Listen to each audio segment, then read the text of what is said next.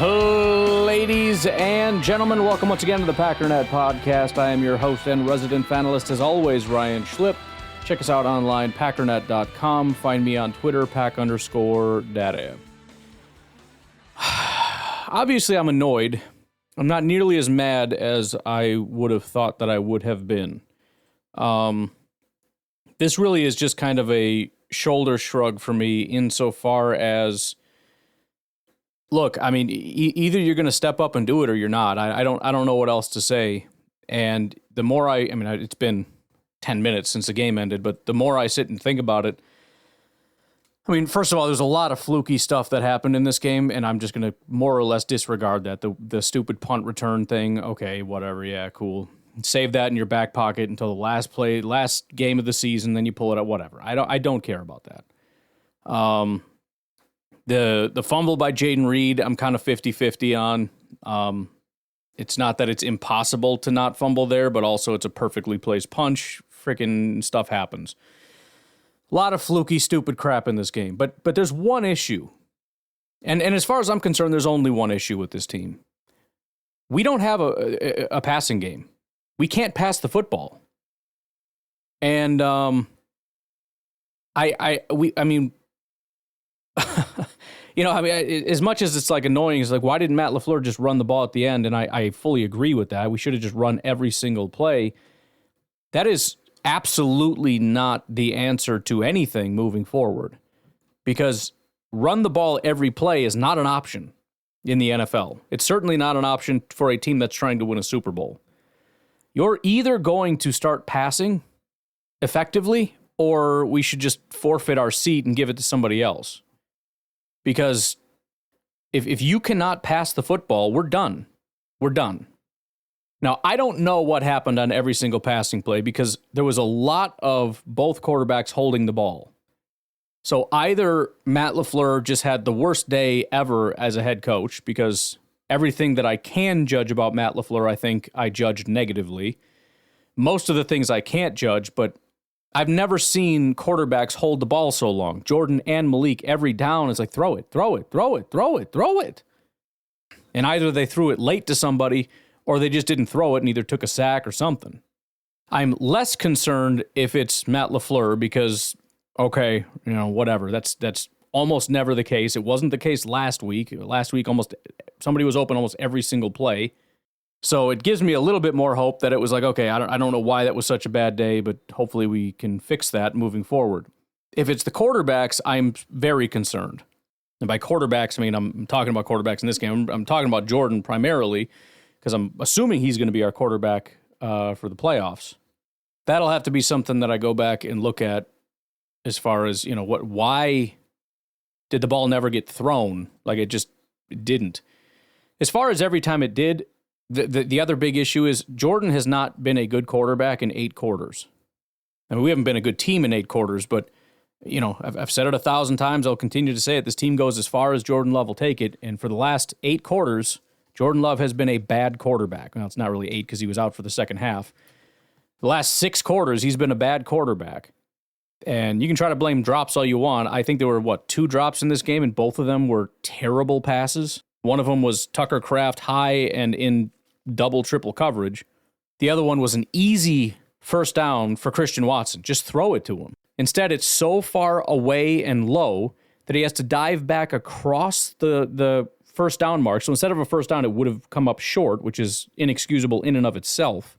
But he has to dive down at the ground, arms fully extended to catch that. I'm sorry. I don't give a crap about drops anymore. If you're going to throw like that, I'm not counting. I'm not going to give you this, oh, poor me bull crap. I'm watching highlight plays of, you know, other football teams. Baker Mayfield running across the field, throwing across his body, 30-yard strike to a dot no larger than the tip of a football, where it has to be in that exact spot, and it's a perfect throw. And we're going to sit here and talk about, well, it wasn't a terrible pass. Dude, if you can't throw 5-yard passes, I don't know what to say anymore. We have a special teams. We have a good punter. We have a guy that can make field goals in any conditions, from any distance.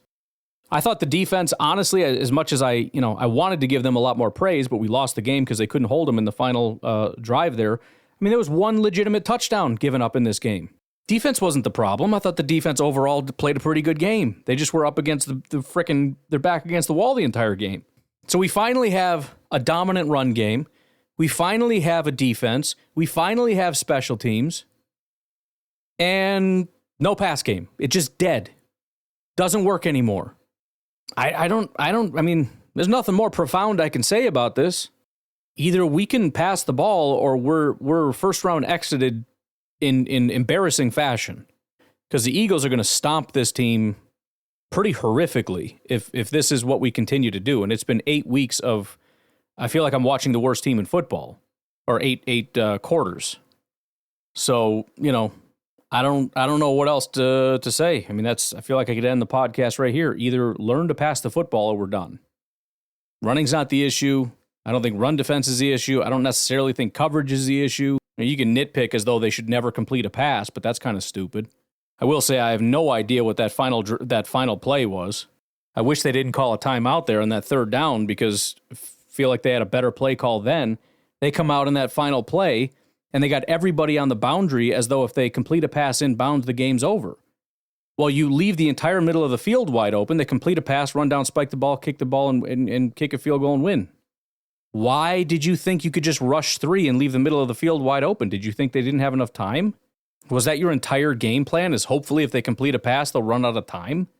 It sure seems like that's what they thought would happen, and it didn't. And, for a team that has lost because they look like complete idiots, they made us look pretty stupid on that final drive there. So, I mean, I don't know, and again, there's a lot of other, I don't want to say minor things, but I don't even know. I mean, every play in that second half, we probably should have run the ball. We come out passing like crazy. That final drive, the first play, we do some weird little jump pass on like a fake run. Like, why? I mean, it worked, but why? Why? Fourth down, we do an end around to Jaden Reed when we're getting like, how many yards per carry in this freaking game? Like 6 yards per carry or something? I just don't know why we have to make everything so hard. I mean, I think the fans oversimplify stuff, but I can't help but watch this Packer team and just think, I feel like we're complicating things a little more than it needs to be. I appreciate you want to show off and do some crazy stuff, but I feel like the simple things are working and we should maybe stick with that. Not the simple passes, because we can't complete simple passes, but like the simple running is working. And as much as I'm sure you can't run every down, I'm sure you can't. I would just prefer it if you would run until it stops working and then pass, because at least at that point I can defend you. I know that it's going to be run, and then nothing happens, and then you're going to start passing, and the fans are still going to cry about it, because that's what happens all the time. You start passing once the run stops, and then, well, why did you pass? Because the run stopped working. But if you don't do that, I can't defend you, because it's stupid. You should just run, because it's working, and passing is not. And then you have like they had a pass run. This was after like the pass wasn't working and the run clearly was working. Come out and pass, stupid. Come out and pass again, stupid. It's like 3rd and 6 and they run the ball. First of all, if you're ever going to pass, it would be in the 3rd and 6. If it was run, pass with a 3rd and 6, that would have made a lot more sense. And I couldn't help but just sit there and think, I know exactly why Matt LaFleur decided to run there. Because in this situation with a team that can't pass and is running down the Bears' throat to go pass, it's going to be looked upon pretty negatively. So he just wanted to get out in front of that one, Don't want him saying I went pass, so we're going to run here. I mean, it was so much work. And the whole game I'm watching, I'm like, the Bears aren't doing anything. We're fine. Like, just stop messing up. Like, you'll be all right. They got that stupid touchdown. I was like, whatever. We'll be fine. Just get back out there. And then there was a fumble and they scored again. It's like, okay, well, that sucks a lot. But they're not going to score ever again. So just, get back out there and do your thing. And they couldn't do anything. It was unbelievable. So, I don't know, man. I really wanted to not lose that record, but there's a part of me that doesn't care. And I'm almost glad that, I'm not going to say I'm glad we lost, but I'm glad there isn't that record, because that's a heavy freaking weight. You feel like if you lose, it's the end of the world. Now it's like, okay, we've won, 10 out of the last 11 or 11 out of the last 12 or something like that. That's fine. That's not the biggest issue at hand here.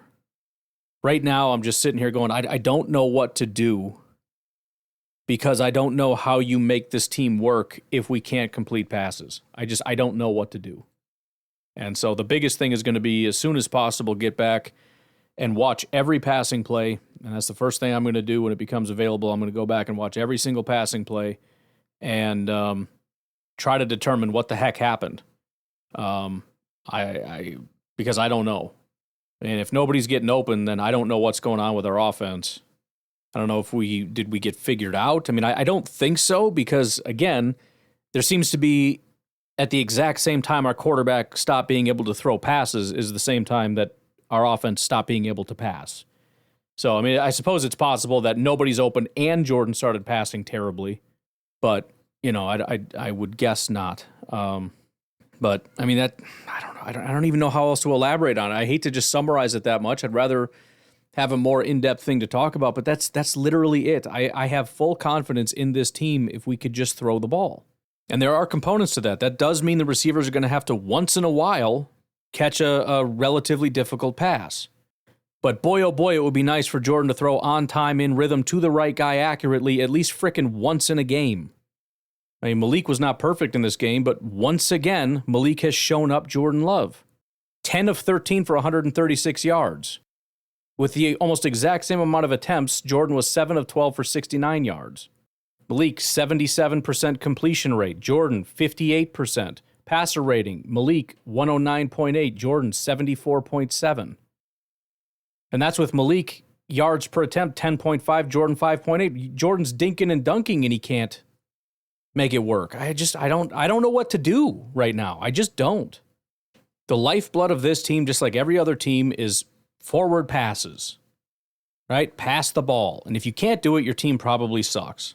Look at all the top teams in the playoffs right now. Lions, good passing team. Vikings, good passing team. Bills, good passing team. Chiefs, good passing team. Baltimore, good passing team. They all can pass the ball really, really well. The Packers, for 2 weeks, forgot how to pass, and over those 2 weeks, looked like the worst team in football. So they're either going to learn to pass again, or they're not. And everything else is just noise to me. Well, they couple drops. Well, penalties, couple bad penalties. Well, we should have run the ball 100 times and never passed. Like, listen, in this specific game, probably, but that is not. That's not the issue. The issue is that we're all calling to run that many times. Matt LaFleur should be able to call a passing play and not have us all roll our eyes and go, oh no, this is going to be a disaster. Which is exactly how I felt, by the way. Anytime I saw the quarterback drop back in the pocket, I just thought, oh no, we're doomed. That's that's what fans of teams that win 4 games feel like. The issue is the fact that we're saying we should run every time. And no, it's not because Malik is in. Well, if it was Jordan, no, bullcrap. It was worse with Jordan. I shouldn't have to be that stressed to watch our quarterback drop back in the pocket and think, oh no, I hope this isn't a disaster. So, again, I mean, could happily go through and say, I don't think the offensive line, maybe, or this particular, certain players didn't play very well, and Bullard took that bad angle on that one play, and all this little nitpicky stuff. But that's not what's going to make the difference.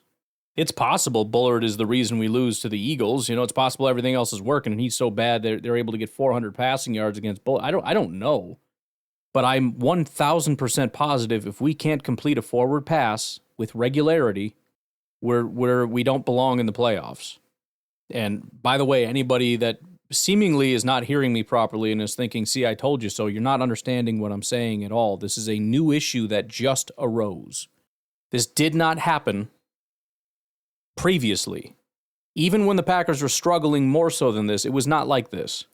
There were a lot of different issues early in the season that were causing problems. First of all, Jordan's entire issue really centered around just throwing a bunch of picks. He was struggling for different reasons. And on top of that, we had a billion penalties and just a lot of other things weren't working. This is a completely new issue that's been 2 weeks in the making. And I don't know what's going on. I guess the only real positive is that because this came up out of nowhere, it could certainly go away out of nowhere. But as far as my confidence level, it would, my confidence was a lot higher last week when it was a 1-week anomaly. When you play really well for 5-6 weeks and then you have a bad game, okay, it happens. When you have another bad game and really 0 quarters of looking good, I mean, you could say that final quarter against the Vikings looked good, but it was really like the second half of a quarter. So like 15 of 16 half quarters, they've looked poor, they've looked bad. There's other issues, there are, but I don't know. I mean, this is it. This is the thing. If you can get the passing game going, I think the Packers are unstoppable because you pair that with the running, and also our defense isn't on the field like the entire game. I feel relatively confident. But do I, at this point, 8 quarters later, feel good about our ability to suddenly show up in Philadelphia, hostile environment, another cold, frigid environment like this, that this is when they're just going to click and they're never going to have this issue again? Again, everybody has bad days. Not everybody has 2 horrific days back to back. And, it's the opposite of getting hot at the right time, right? I mean, listen, if they had 2 really good games at the end of the season, would I feel confident in it? Not really, right? It would be kind of we'll see. And that same level of skepticism should be there in terms of, are they just this bad all the time? But I can't sit here and tell people that they should feel confident.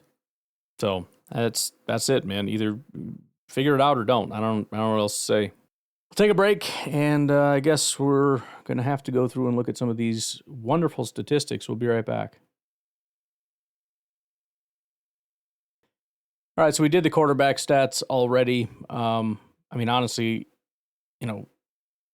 Malik's stats look, I think, better than they were. I don't know. I'm kind of shocked to see he was 10 of 13, to be honest. I mean, he had some really nice throws in that game, and I'm not really mad at him about the 2-point thing necessarily because he busted up his hand, and I don't know that was going to be completed anyways, and also probably just, I expected Malik to run on that.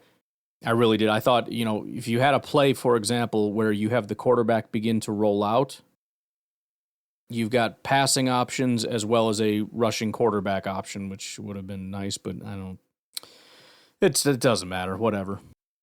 Low chance that was getting completed either way. Emmanuel Wilson, 14 carries, 73 yards and a touchdown, 5.2 yards per carry. Chris Brooks, 8 attempts, 59 yards, 7.4 yards per carry. Josh Jacobs, 6. I just want to throw up. 6 attempts, 44 yards, 1 touchdown, 7.3 yards per carry. This was the best game on the ground I think the Packers have had. It was, it wasn't a small amount of carries, that's for sure. I mean, we've got, 14 plus 14, 28 carries. It probably should have been more, I guess. 28 carries compared to 25 passing attempts. I mean, we've just... I know it still should have been more than that, but it's like the fact that it was like 55% running and we're like, you pass too much, you idiots, is like, that's exactly what the hell is wrong with this team. Anyways, yeah, probably the best game they've had on the ground all year. Malik Heath, 5 targets, 3 receptions, 53 yards. Dontavian Wicks, 6 targets, 5 receptions, 49 yards. Jaden Reed, 2 targets, 2 receptions, 48 yards. Tucker Kraft, 7 targets, 4 receptions, 36 yards. Musgrave had 1 target, 1 reception, 19 yards. Josh Jacobs, 1 target, 1 reception, 2 yards. Christian Watson, 1 target, 0 receptions, 0 yards. Completely buried the fact that Christian Watson, by the way, was injured in this game. Don't know the status. It certainly looked ugly, and I wouldn't be surprised. I mean, I don't know. I probably shouldn't be so overly pessimistic, but I don't anticipate seeing Christian. If for no other reason, then I don't really see us getting through Philly at this point. But we'll see. Whatever. I'll leave it alone.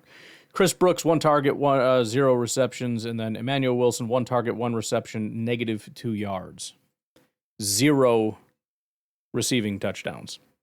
Some defensive stats. Keyshawn Nixon leads the team in tackles. Edgerrin Cooper was second. Well, in solo tackles. He had 4 tackles, 3 assists. Keyshawn had 5 tackles, 1 assist. So overall, I think Cooper again led the team. But anyways, One interception by Xavier McKinney.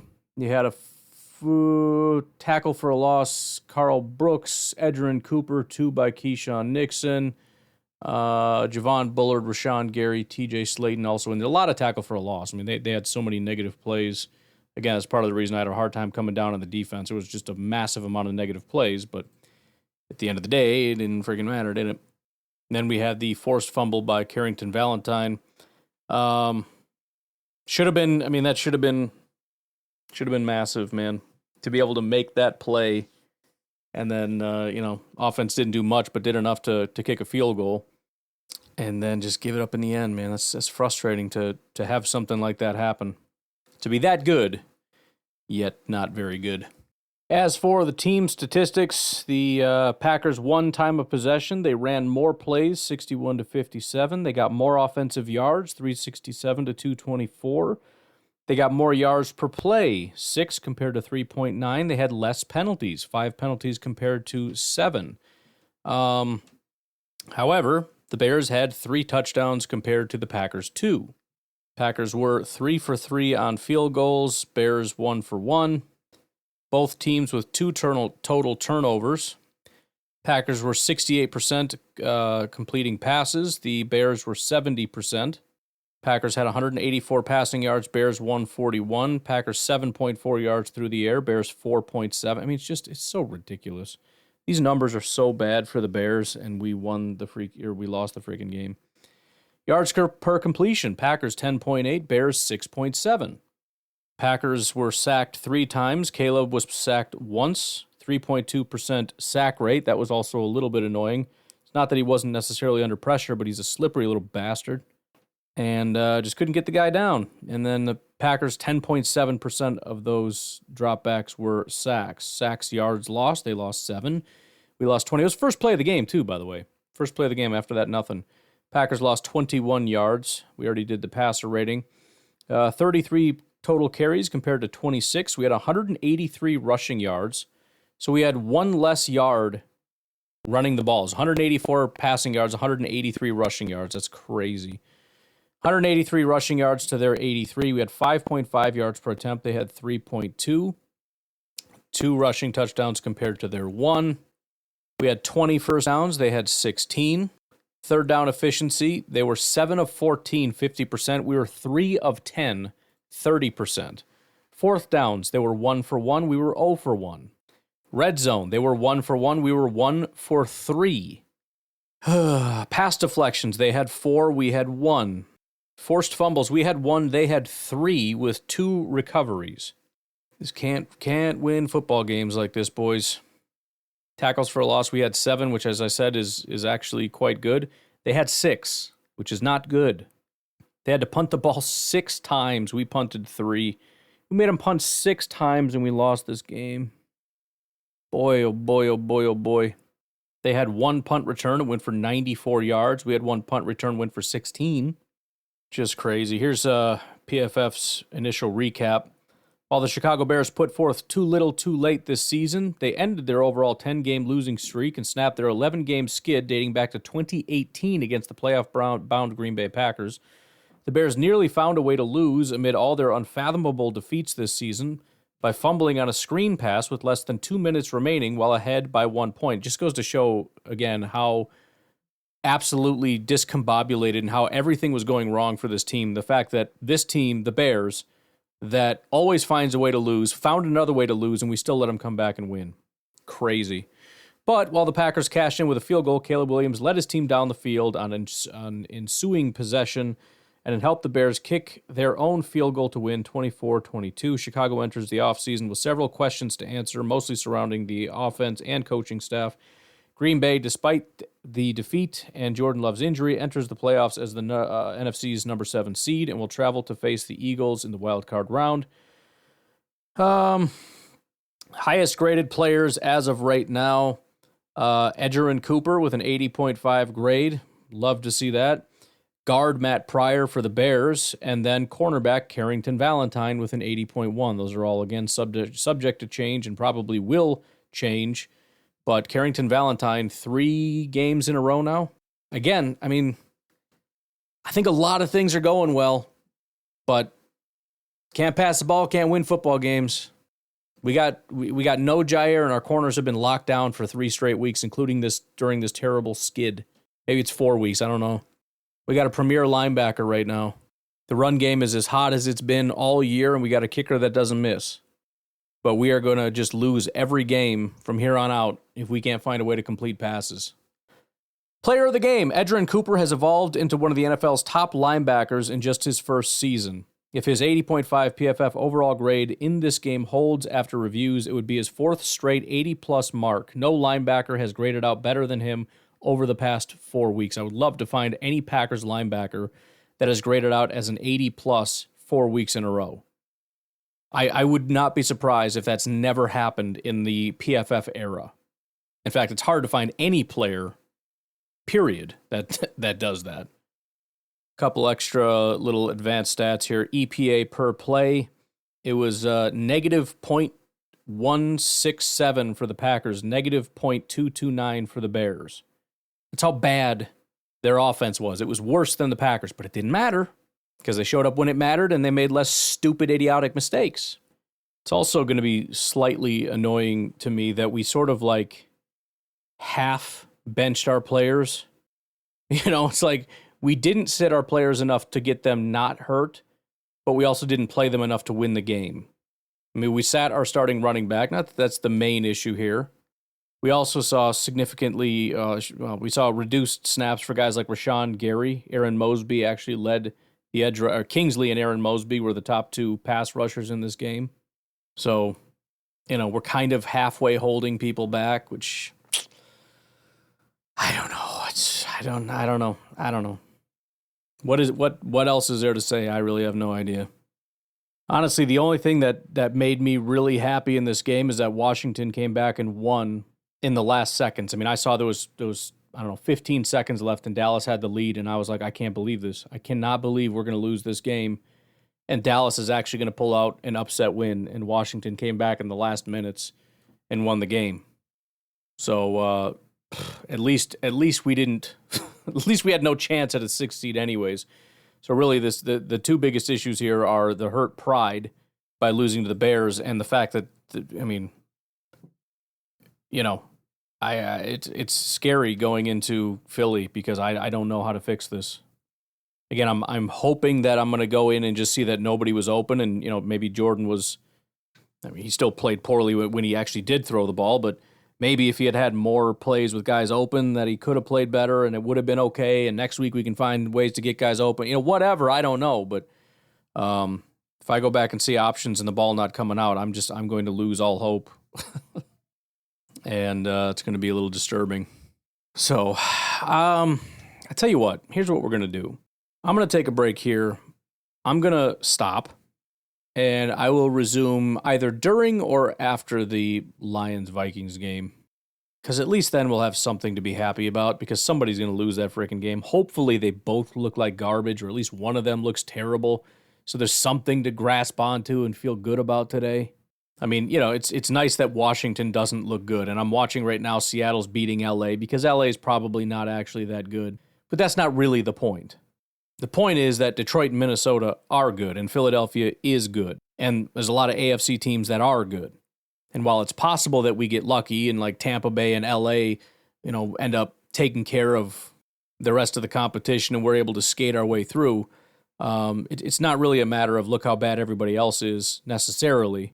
It's more about look where we are compared to the top teams. And the last 2 weeks, you know, again, we went from one of the top teams to we have to be one of the worst teams right now.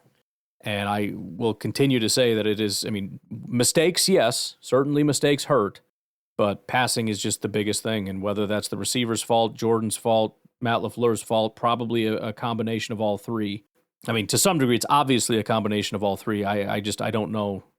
I don't know how much of each goes where, but again, that'll be for later. So let's take a break, and I want to come back and just really, really viciously make fun of some of these teams here, because I just need that right now. We'll take a break. We'll be right back. I will say this Lions-Detroit game is actually making me feel a little bit better. It's a little disappointing that we can never see Sam Darnold or anyone else have this bad of a game against us. Sam Darnold's just throwing dots. I mean, he looks like peak Tom Brady when he plays us. He comes out here, he has airmailed like at least 50% of the passes that have been thrown. The Vikings offense, I mean, we'll see. They're about to go for it here. I'm in the second half, by the way.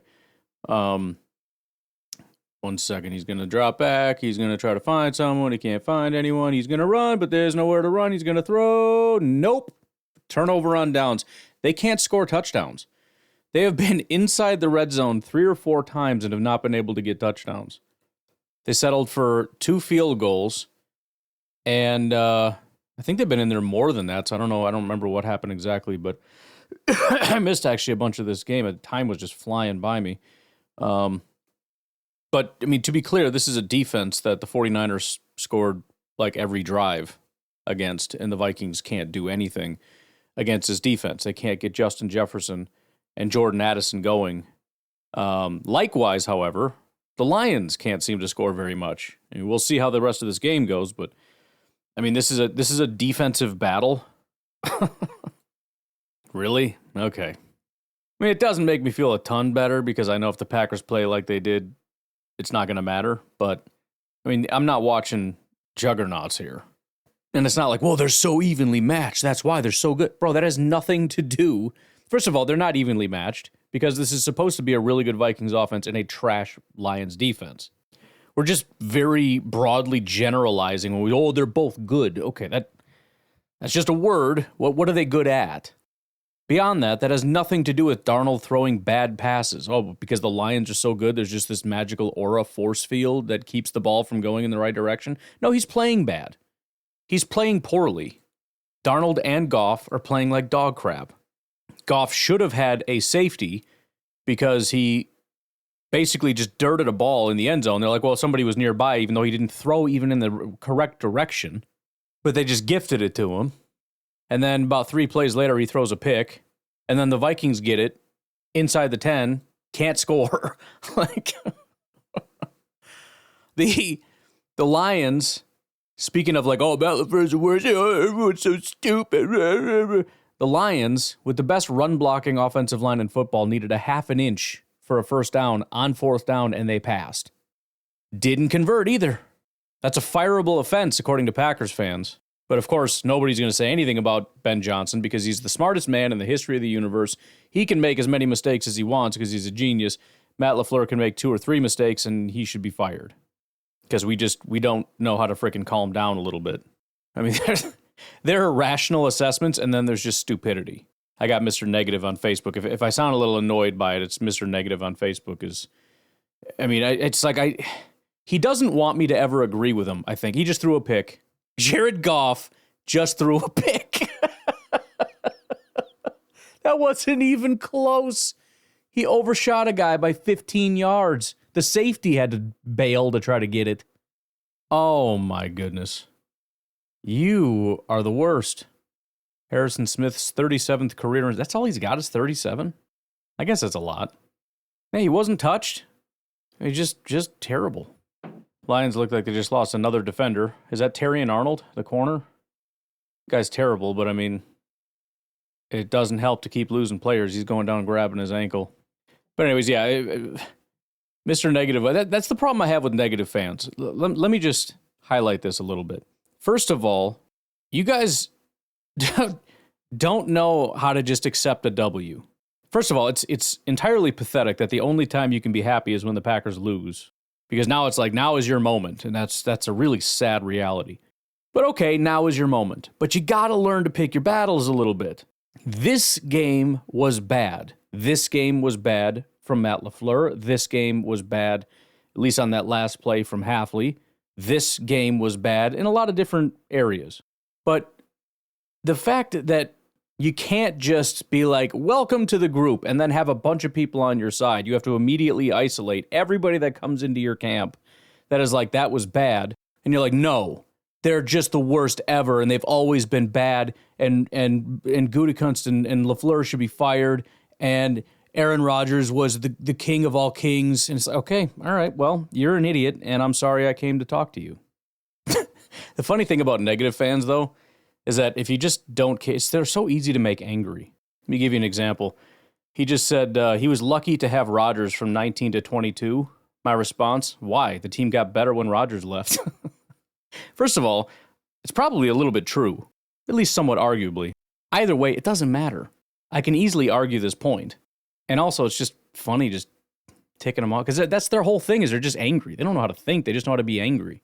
So they're very easy to just get all flustered and everything. But no, it's just that the whole thing is stupid, and everything has to be overly exaggerated. And it's like, see, Matt LaFleur can't do this, that, or the other. I'm like, hold on. Here's what I'm agreeing to. This is the first game I've ever seen where I thought Matt LaFleur did a bad job, and everybody's allowed to have a bad day. I'm not saying I'm happy about it, but you think I'm going to jump on board with yes, we should fire him, or yes, his seat should be hot, or yes, he's been bad all year because, there were 3 or 4 times I can identify something he did that I didn't like? If you think I'm just going to jump over to that side, you're out of your mind. Oh yeah, Terrion Arnold's messed up. I mean, and Darnold almost threw a pick. Threw a pick almost right to Za'Darius, but Za'Darius dropped it because he's not good either. Yeah, he's laughing. I'll laugh too. Yeah, this is ugly, and I guess this is about as good as I could hope for in a game, is for both of these teams to look pretty bad.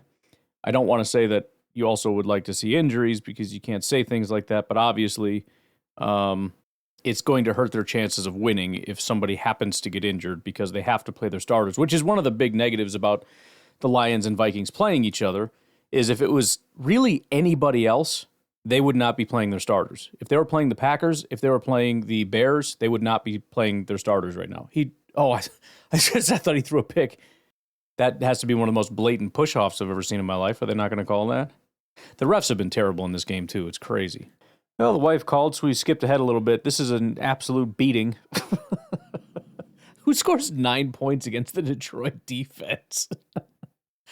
Oh, you're all just the worst ever. You're just the worst. You're challenging something? Who challenges things 31-9? Darnold's limping. Oh, speaking of, why are your starters in for either team? Aaron Jones is out. Sam Darnold is out. Playing like you got a chance, bro. Who knows? Who knows anymore?